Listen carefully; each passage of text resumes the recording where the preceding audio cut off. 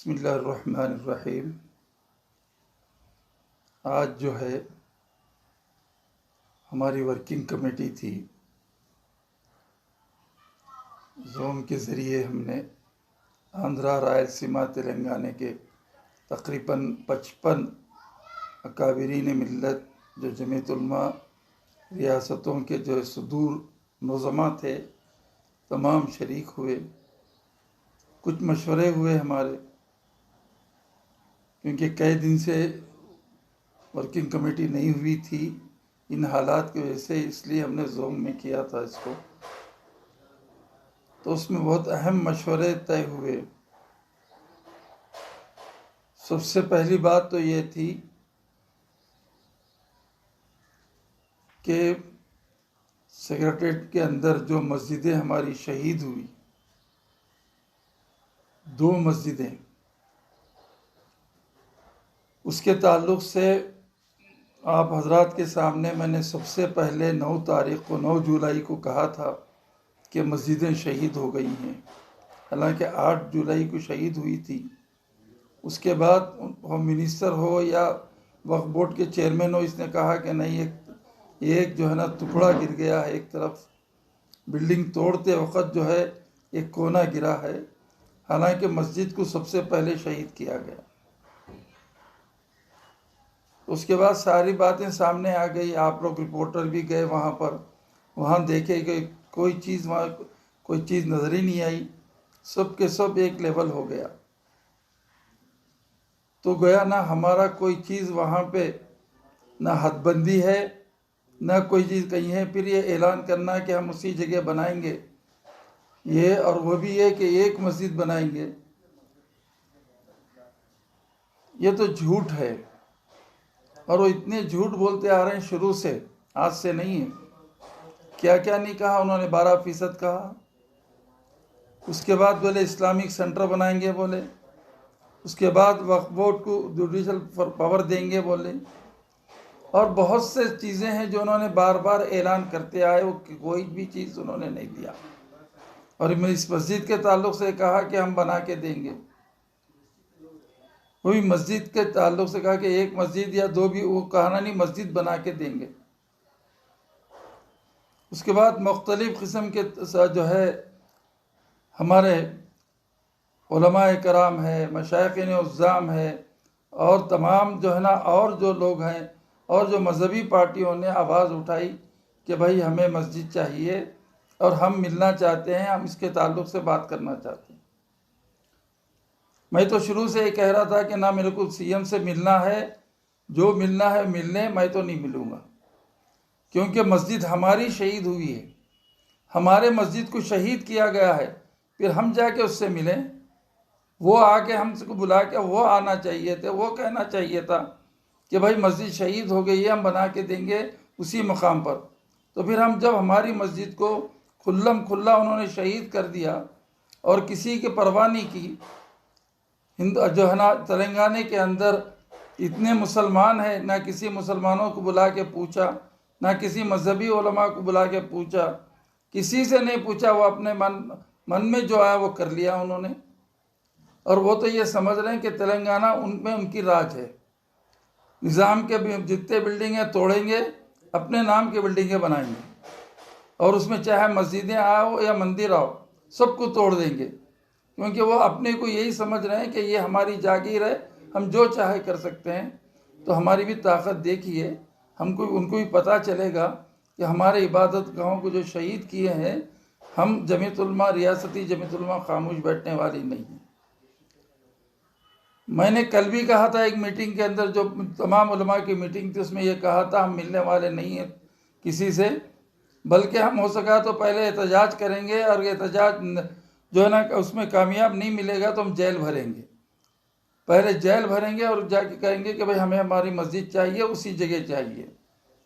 पहले हम ये शुरू करेंगे।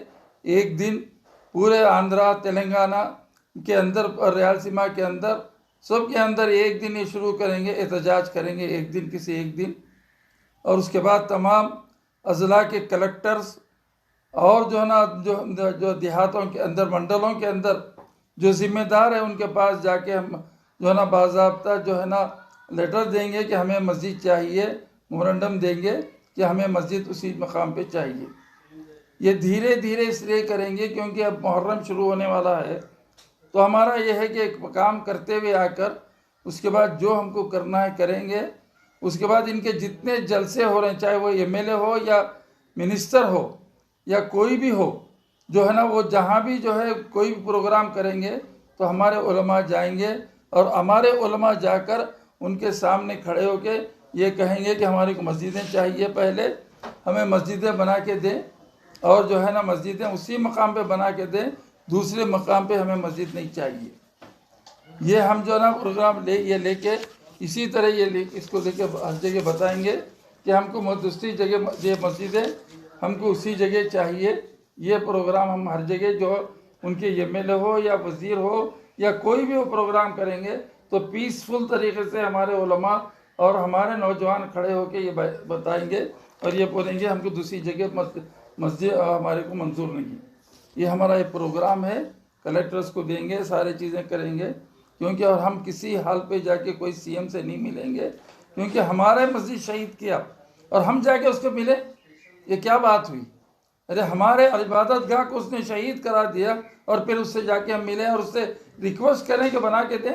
उसका काम है कि बना के देना चाहिए। एक ये तो ये हुआ।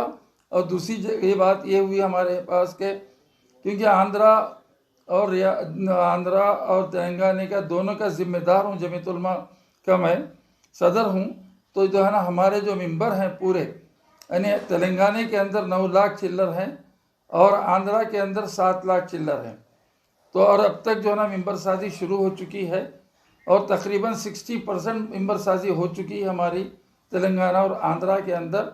और अब के बार इलाका हमारा इरादा है कि 16 लाख मेंबर साजी करें आंध्रा और तेलंगाना के अंदर।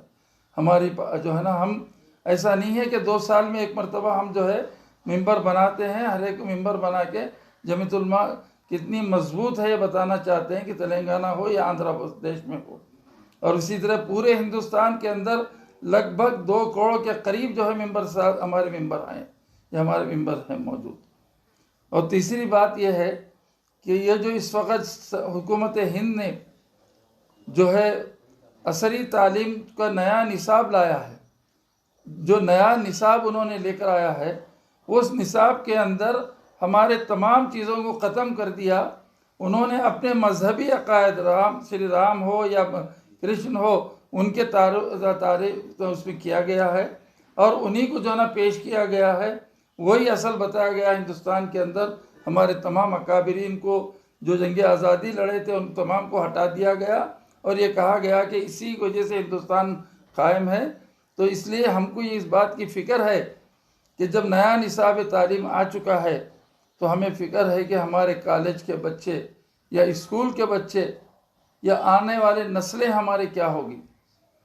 हमारे अकाबरीन ने तो जो है ना, इससे पहले अंग्रेज़ों ने भी यही तालीम लाई थी, तो हमारे अकाबरीन ने उस वक्त जो है उसका मुकाबला किया था और उन्होंने दीनी तालीम को आम किया था और जो ना इसीलिए जो ना तो मदारिस कायम हुए थे। तो हम ये कोशिश करेंगे कि जो कॉलेज के अंदर या स्कूलों के अंदर जो दसवीं तालीम हासिल करें, लेकिन घरों में वो बच्चों को दीन से लगाएं, दीन से उनको जो है ना बताएं दीन क्या चीज़ है, उनका दीन मजबूत करें और उनको दीन के जो है ना किताबें पढ़ाने की सुनाएं। और ऑनलाइन करने का इरादा है कि हमारे को बताएंगे इशा के बाद या 9 बजे के बाद जो कॉलेज के बच्चे हैं, स्कूल के बच्चे हैं, ऑनलाइन जो कहेंगे। जो इससे पहले हमारे 70 साल पहले जो हमारे मौलाना मोहम्मद मियाँ साहब ने किताब लिखा था दीनी तालीमी रिसाला, उसको मुख्तलिफ ज़बानों में हम शाया करके उन बच्चों को बताएंगे कि दीनी तालीम यह है, दीनी तालीम सीखिए, कुरान शरीफ सीखिए, कुछ भी तालीम हासिल कर लिए लेकिन आप मुसलमान बन के रहिए। वरना ये हुकूमत तो ये चाहती है कि हमारे नस्लों को बर्बाद कर दे, हमारे नस्लों को इस्लाम से दूर कर दें। ये पूरी प्लानिंग के तहत हो रहा है, ये सारा चीज़ें हो रही हैं प्लानिंग के तहत। इसके ताल्लुक़ से भी हमने फ़ैसला किया, काफ़ी फैसला किया कि इस तरह करना चाहिए। इसलिए एक कमेटी भी बनाई हमने। उस कमेटी जो है ना करीब 1 हफ्ते के अंदर इसकी पूरी रिपोर्ट देंगी, हमको क्या करना है, ऑनलाइन करना है या नहीं करना है। और बच्चों को जो कॉलेज के बच्चे पढ़ रहे हैं स्कूल के बच्चे पढ़ रहे हैं, उनके लिए हम क्या किया जाए, उनको जो है दीन की बातें सिखाने के लिए हमें क्या करना चाहिए। हमारे उलमा आना चाहिए, हमारे दानिश्वर आगे बढ़ना चाहिए। सिर्फ ये है कि इमामत कर लें या स्कूलों में मदरसे में पढ़ा रहे नहीं है, बल्कि ये बच्चों को भी दीनी तालीम दें, इन बच्चों को भी जो है कुरान शरीफ पढ़ाएं। इसके लिए कोशिश करनी है, क्योंकि आगे चल के पता नहीं हमारे नस्लों को क्या होगा। अल्लाह ताला हिफाजत करेंगे।